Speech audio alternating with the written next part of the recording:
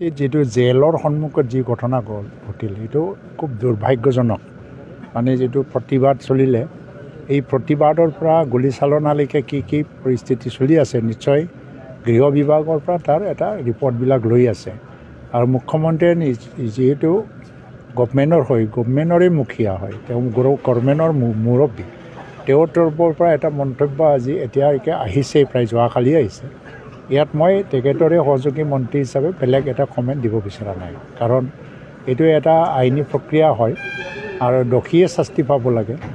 মই এটা আহ্বানে জনাব বিচাৰিছোঁ বাক্সাৰ যিটো জেল তাতে আমাৰ চামকানু মহন্ত আৰু সিদ্ধাৰ্থ শৰ্মা আৰু অন্য তিনিজন ব্যক্তি এইসকলক ইয়াত যে আনি পেলাই ৰখা হ'ল তেওঁলোকে আজি এটা একিউজ হিচাপে অভিযুক্ত হিচাপে আছে জুবিন গাৰ্গৰ মৃত্যুৰ বাবে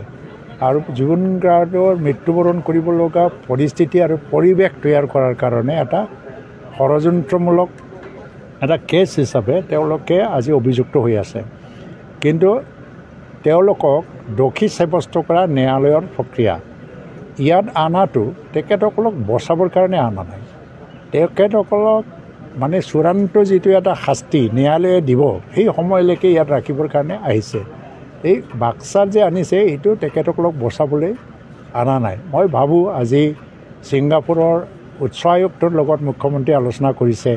আমাৰ SIT যাতে ছিংগাপুৰত গৈ পেলাই তদন্ত কৰিব পাৰে গৃহ মন্ত্ৰণালয়ৰ লগত তেওঁ যোগাযোগ কৰি পেলাই তাৰ ক্লিয়াৰেন্সটো লৈ আছে মই ভাবোঁ দোষী ব্যক্তি যোনে নহওক বা এজনে হ'ব দুজনে হ'ব যিমানবিলাক অভিযুক্ত তেখেতসকলে দোষী হ'ব বুলিও ক'ব নোৱাৰি বা নহ'ব বুলিও ক'ব নোৱাৰি কিন্তু ন্যায়ালয়ৰ প্ৰক্ৰিয়া এটা সময় লয় যিসকল দোষী হয় প্ৰকৃততে অসম চৰকাৰে তেখেতসকলক উপযুক্ত চৰম শাস্তি দিবৰ কাৰণে পিছ নোহোকে তাৰ কাৰণে জনগণৰ ৰাইজলৈ মোৰ এটা আহ্বান হয় যে জুবিন এজন এটা সত্তা শিল্পী সত্তা আৰু তেখেতে অহিংসাবাদী আছিল হিংসাক প্ৰশ্ৰয় দিয়া নাছিল কেতিয়াবা তেওঁ আলফাই যি কিবা যদি কুটাঘাতমূলক কাম কৰে তাকো তেওঁ সমালোচনা কৰিছিলে NDFBয়ে কুটাঘাত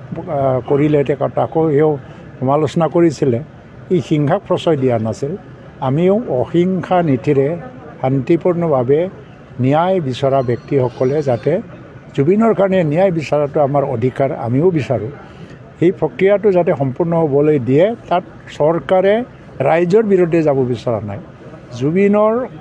মৃত্যুৰ প্ৰকৃত কাৰণ বিচাৰি প্ৰকৃত দোষীসকলক শাস্তি দিবৰ কাৰণে এই প্ৰক্ৰিয়াটো আৰম্ভ কৰিছে আমাৰ বাক্সাত যিটো ঘটনা ঘটি গ'ল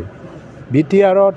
5টা বছৰ 6টা বছৰত এটা শান্তিময় পৰিৱেশ কোনোদিন এনেকৈ ঘটনা হোৱাই নাছিলে দুই এটা সৰু সুৰা হৈছিল যদিও নিয়ন্ত্ৰণত আহিছিল এই যোৱাকালি ঘটনা ঘটাৰ কাৰণে মোৰ মনতো বহুত দুখ পাইছোঁ কষ্ট পাইছোঁ মই আৰু মৰে সমষ্টিৰ পৰা আৰু মই ভাবোঁ যে আমাৰ প্ৰশাসনৰ তৰফৰ পৰা গুলীচালনা কৰিব পৰা বা গুলীচালনালৈকে যোৱাৰ পৰিৱেশ কেনেকৈ হ'ল তাৰ ওপৰত এটা তদন্ত এটা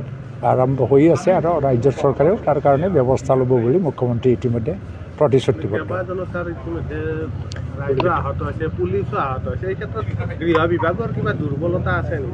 নাই এইটো মই ক'ব নোৱাৰোঁ গৃহ বিভাগে হয়তো বা এণ্টিচিপেট কৰা নাছিল ভাবা নাছিল এনেকুৱা হৈছে কাৰণ যোৱাকালি যিটো ঘটনা ঘটিলে ইয়াত হঠাৎকৈ নিশাচিত হোৱা নাই আনি থকা অৱস্থাতে কোনোবা বাক্সা জিলাৰ বাহিৰৰ পৰাই মানে ক'ৰবাৰ পৰা আৰম্ভ হৈছে তাৰ প্ৰতিবাদ যেতিয়া বাক্সাত আনি আছে তাৰ প্ৰতিবাদ ৰাস্তাই কৰি আছে বৰমাত কৰিছিলে প্ৰতিবাদ কৰিছিলে